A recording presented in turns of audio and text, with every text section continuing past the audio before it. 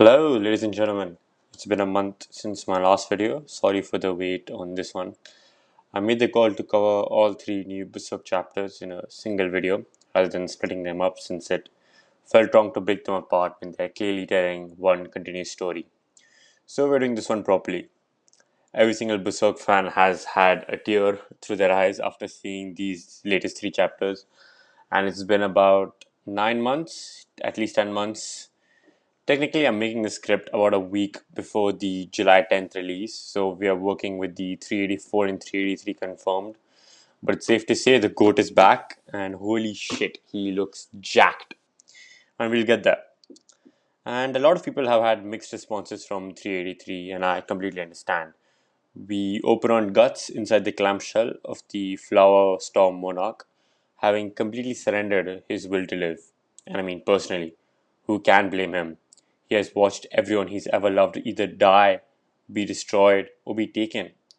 He has been fighting non stop, without rest, without any real hope, for hundreds of chapters at this point. And here's the thing, Guts is one of the only few main characters in fiction where, if he gives up, the fandom won't even get mad because he get it. But in the end, the struggle has to persist. And that's the whole point in it. That's literally his entire identity compressed into a single word. And so we get into this chapter is something Miura's team has been building towards for a very long time. The story is forcing Guts to look at himself, not at his enemies, not at his mission, at himself. We get flashbacks from Guts' past, right from the beginning. We see a glimpse of the Beast of Darkness, the manifestation of Guts' rage and hatred that has lived alongside him ever since he put on the Berserker armor. And this is where Nietzsche's, I can't pronounce that word, bro, genuinely, becomes genuinely relevant. Not as a quote, but to slap onto an edit. He who fights with monsters should be careful, lest he thereby becomes a monster. And if you gaze long into an abyss, the abyss will also gaze into you. Guts has literally become the embodiment of that. The beast of darkness isn't separate from him. It grew inside him, fed by every act of violence he committed, every wall he built, every time he chose revenge over connection. He stared into the abyss for so long, he started staring back, and eventually moved in. And we feel his sorrow in these panels, his guilt, his trauma. Through the internal monologue, Guts has actually wondered what would have happened if he had never met Shirke, Isidro, Sopico, and the Band of the Hawk. Would any of them have been any lived any better lives? And that's not a rhetorical question from him. That's a man genuinely convinced that his existence has only been a source of destruction for the people around him. And that is depression written authentically, not dramatically. And it lands because it's earned across hundreds of chapters. But in the clamp of the stupa, he isn't alone. Another entity has forced his guts to open his eyes. And okay, I'll be honest, I had no idea who this was. At first I thought this was Flora, Shurike's mistress back in the forest and mentor. Then for a second I thought it was the elf queen from the island when before Griffith had kidnapped Casca. And then I genuinely just thought she's an entity and moved on. But stick to the script, stick to the script. Stop offloading, stick to the script. But here's a detail I missed on the first read that actually matters. Flora was a fire element. Her magic, her presence, her entire aesthetic was fire. And this entity is water. And that's not a random design choice. Shurke herself hinted in the previous chapter that the ocean and water are intrinsically linked to the astral realm in the Berserk cosmology. Water as a border between the physical and spiritual. So whoever or whatever this entity is exists at the boundary, which, as we'll get to in a second, is exactly the space Guts has always occupied without knowing it. And I exactly can't confirm this is Flora, but it's up to your interpretation. I believe this is just an entity in the stupor. She calls him the interstill. Okay, I can't pronounce that. Interstitial one. She doesn't give him answers. She doesn't comfort him. She just keeps telling him to open his eyes. And we see panels of Guts in a fetal position being pulled down into the water, surrounded by water. And then flashbacks shift. And this is where the chapter actually gets interesting. We get 12 panels, well, technically 11 because I genuinely cannot make out the leftmost. It looks like a horse and some dead soldiers being decapitated, so I'm just moving past that one. I'm really sure at being a lore YouTuber content creator, bro. This is just I just do this for fun. But the rest of them are a full audit of Guts' life laid out in a single page, and every single one of them hits. We see Guts killing Adonis, a kid, all the way back in the Golden Age arc, the moment that haunted Guts for the entire series. Adonis was a nobleman's son who just happens to be in the wrong place, and Guts killed him as a reflex of the mission. He sees himself in part of the boy, a kid who didn't ask for any of this, who's just caught in the machinery of war and adults with agendas. The chapter uses it here to exactly as a mirror, Guts looking at what he's done and recognizing himself as a victim. We see his time with the Band of the Hawk, the battles, the camaraderie, and then the bonfire of dreams. That scene with Casca, where they actually talk to each other like human beings for the first time, that moment matters because it's the only time in the Golden Age arc where Guts fully allows himself to want something that isn't victory or survival. And we see that. And yes, the chapter also shows a more intimate moment between them after that. I'm not putting that panel on screen. Genuinely, go read the manga. I'm trying to get demonetized. We see him at the Tower of Conviction fighting through the eclipse, screaming. We see Gambino, his stepmother Sis, and the image of the woman hanging from a tree, his birth mother executed while pregnant with him. And this is a chapter where it does something genuinely unexpected. It reveals to something that we as the readers had probably known for some time, but we ignored it. The baby in those panels don't look like Guts. It looks like a demon child, the cursed, the malformed infant that Guts and Casca's unborn baby became after Femto violated Casca during the eclipse. And then the chapter confirms it. Guts was never supposed to be survive the birth. He was born from a corpse. We've known that since the very early in the series. And 384 does suggest that. Is that the only reason Guts made it is because of his mother's love in her final living act. She died, and her body kept that child alive just long enough for Gambino's mercenary band to walk past and find him. Which means Gus had always existed between two planes, not just because of the brand of sacrifice which tethers him to the astral realm by making him a beacon of evil spirits for evil spirits. He was already at the interstill before any of that happened, before Griffith, before the eclipse, before the Berserker armor. It goes all the way back to the very moment of his existence. And this retroactively explains things this manga has quietly placed in front of us for years. Like how Guts was able to see Chich, the elf in Godo's mind prison. Something ordinary humans can't do. This wasn't just a nice moment. It was a clue. Now I know some people might say, and I completely hear you, this sounds like a chosen one, a narrative. The guy who has always been special, always distant, always cosmically significant. And the fandom predicted this in this direction for a while. But here's my actual read. He doesn't exactly make Guts the chosen one in the traditional sense. It doesn't mean fate selected him to defeat Griffith or save the world. It means he has always been structurally different in a way the world around him has exploited rather than protected. Being the interstill isn't a superpower, it's a vulnerability. That he's always surviving in spite of his entire life. There's a difference between being chosen and being used by the world without your consent. And Berserk of all stories knows that difference.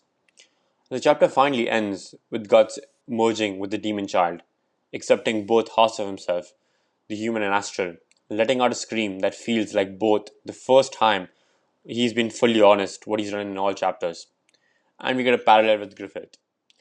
You see something most of the fandom has been predicted in some sort of way, so I won't pretend it's a completely fresh take.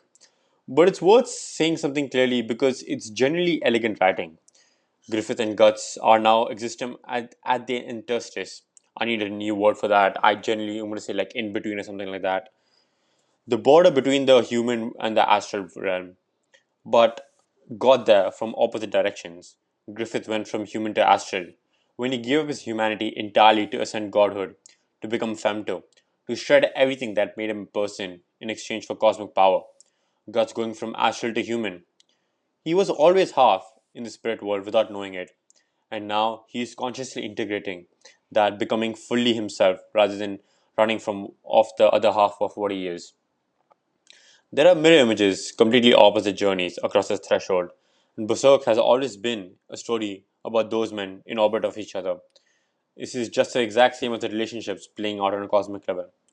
For the record, this is a top 5 chapter of Berserk for me of all time, personally. Probably it's the kind of chapter that where you want to finish it, you just need to sit for a moment and think.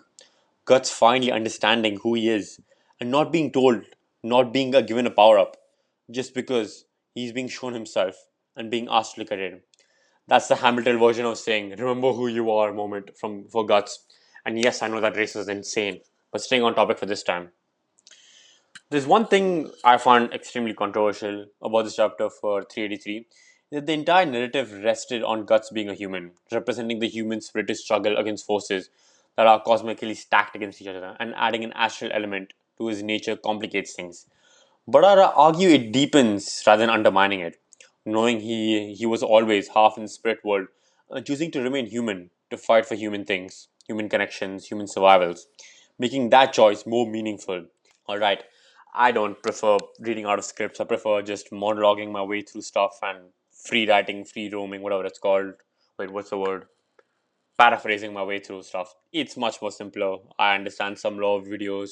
YouTube videos are much more like script based, but I just feel like whatever thing that comes at the top of my head, regardless if it's wrong or right, but I do eventually correct it, of course. All right, chapter 385. We open with Daiba sitting at the stupa. From the outside look of it, a significant amount of time has passed. We're not given exact figure, but the atmosphere feels more like at least a few days minimum. And Daiba, who has generally seen extraordinary things in his life as a Kushan sorcerer, comes to the quiet realization as he watches what's happening inside the stupa. He understands that there has always been something different about Guts, and then he plainly says it. Guts has already died in there. The man that went at the clam and the man who comes out are not the same. Something has been shred, something has been integrated, and Guts had that existed before. That half feral, barely contained, running on rage version is gone. I mean, we do see that Daiba has been monitoring what happens inside the stupa. I mean, of course, his curiosity is always peaked when it comes to Guts. And we see a great panel of Isidro and Azan training together outside, which I generally do appreciate though, because Azan is a very underrated character and rarely gets to interact with the main group in a relaxed context. He's usually just Azan being right just somewhere in the background. We see seeing him spar with Isidro and watching Isidro develop as a swordsman is one of those quiet moments in Berserk that really does well when it's not actively destroying your emotional state. Isidro is going to be genuinely dangerous one day, and hopefully we get to see him fight Griffith at one point and the Band of the Hawk, the newer Band of the Hawk, of course. And this chapter keeps reminding you of that. Meanwhile, Sillard and the soldiers are just standing there, just aura forming. I'm gonna get back to this point later about aura forming because holy shit, the amount of aura forming Berserk characters is absolutely insane. The clam opens and Guts stands up. And I realize I haven't been hitting triceps enough because look at that. Now I need to pause on this for a second because the physical change there is genuinely significant beyond aesthetic. When Guts enters the stupa, he was deteriorating. The Berserker armor had been eating him alive for the entire back half of the story. His body was losing the battle of keeping him alive and of what the armor was doing it. He couldn't see properly. His muscles were being wasted. He was physically breaking down in real time at a direct cost of the power. He had to keep on fighting. And now he walks out, his body's back. Not just recovered, but back to peak condition. And then some. His eye is still gone and his left forearm is still gone. Those costs were real and permanent, and the manga isn't erasing them. But everything else, the muscle, the strength, the physical capacity is restored, then exceeded.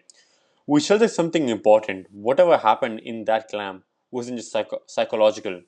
Integrating his astral half didn't just fix his mind, it resolved the conflict between the armor and his body. Because he's no longer fighting against the other half of himself, the armor tearing him apart, because his body was rejecting the inhumane demands it made, and the tension is now gone. As much as I want to say it, I wanted to see the Beast of Darkness appear in this panel, at least to show a glimpse of what is happening to his internal conflict around him. But that's something we'll see in 385. And then he opens the door, one-handed from the inside. Bear in mind, the Tapasa, okay, how do you say this? Tapasa, who is one of the most who are the most physically strongest humans in the current Berserk cast, had to put real effort to close his doors.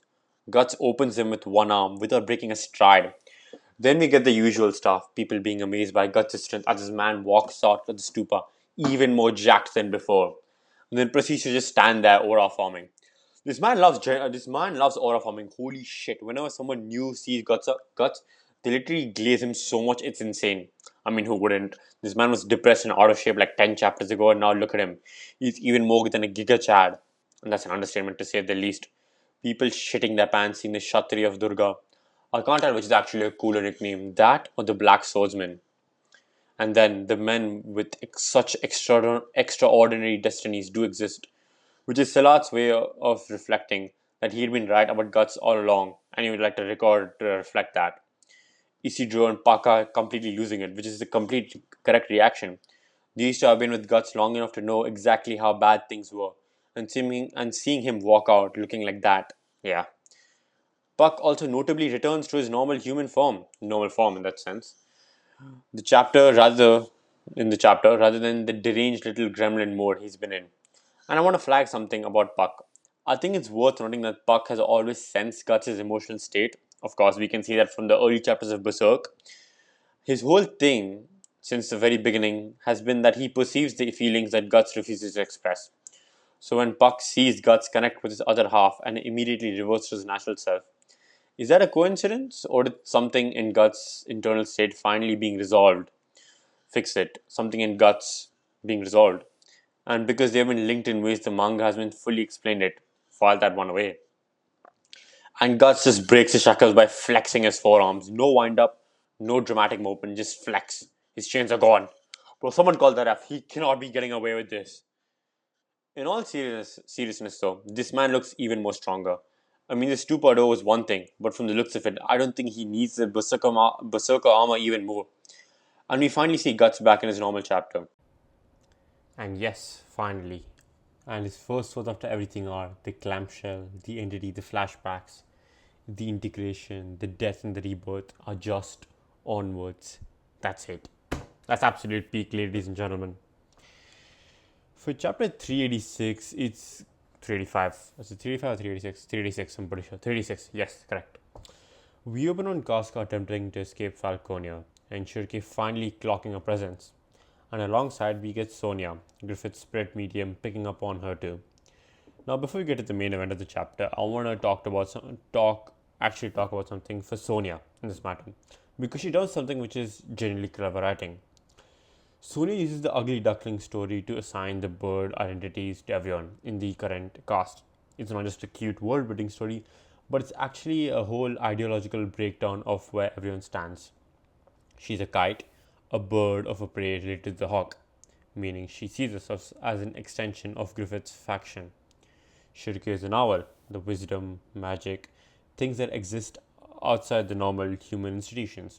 The Kushans are crows because they are scavengers picking up at the remains of what the Great Wave destroyed. And the Midlanders are ducks, the docile, domesticated people who go along with whatever order is in place with them. And of course, Griffiths is the falcon, always has been. But here's the thing, the migrating birds in the title aren't referring to any of these people specifically. They're referring to the nation of humanity that got scattered when Griffith triggered the great wave of the astral world. All those displaced people, all those broken kingdoms, all gravitating back to Falconia, because that's the one stable thing left. Birds returning to the nest that was never actually theirs, and Griffith being the standard at the center of each of them. This image is doing a lot of work here, though. Okay, this is post commentary knuckle. I realized I have gone way off topic from chapter 386. My point of reference here was that it's important to take note that Sonia's perspective on how she sees things now is much more different than how she sees things in the past before she had an agenda. I mean, she still does have an agenda, but not much of an innocent one either. As we can see, the way she talks randomly and very casually to Griffith, she now sees herself as an equal to Griffith. So, watching the woman Griffith came back for Casca just existing near him is clearly eating her alive. That jealousy has been simmering in the background for chapters. And I'd like to bring your attention to something which happened in the earlier chapters when Casca kept trying to break out of the trance state when she screamed guts. Sonia was confused on who this woman was because she was so confused that she, of course, the princess of the Midland. I forgot the main, the one which the Band of the Hawk initially served for the princess. I forgot her name, but yeah, they were like practically husband and wife at that point. So it's very confusing for Sonia to see a new woman in Griffith's life. And then we get to the main moment of the chapter, which has been talked about most. And this is only just one panel, though, which is quite disappointing. But then again, this is not what this chapter is mainly about. Griffith feels Guts' presence in his heart, just suddenly, like a signal going off. And this makes complete sense if we follow that the chapter 385 established.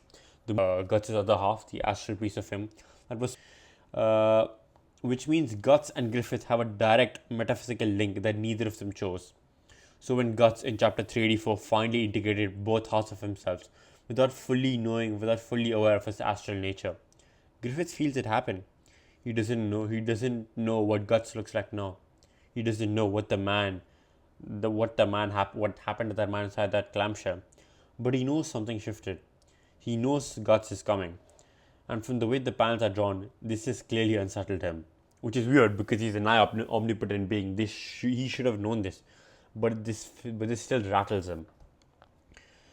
The fact that he registers this as significant tells you something about Guts being an interstill. For this word is, I finally got the word interstill, thank God, actually means something for the end game. Now the peak rage bait comes. This is the funniest thing of all in all of Berserk, if you know the context. Suppose you're Griffith, the White Hawk. You have led one of the strongest armies of Midland and won everything. Your best soldier leaves you, however, and you turn depressed. And then you proceed to get busy with the king's daughter, who I'm not even sure is of age, and proceed to get tortured. Wait, now that I think about it, the amount of crimes this man has done is endless. Like I'm saying, you can make an entire PPT of 20 slides and you still won't be able to finish. But sticking to the script though, he proceeds to get tortured for over a year in King Geistric's old tower, and he loses all his physical strength and mental strength. He uses his belly to trigger the eclipse, sacrificing all your friends to become for near omnipotent beings, and then proceed to get rage baited by them.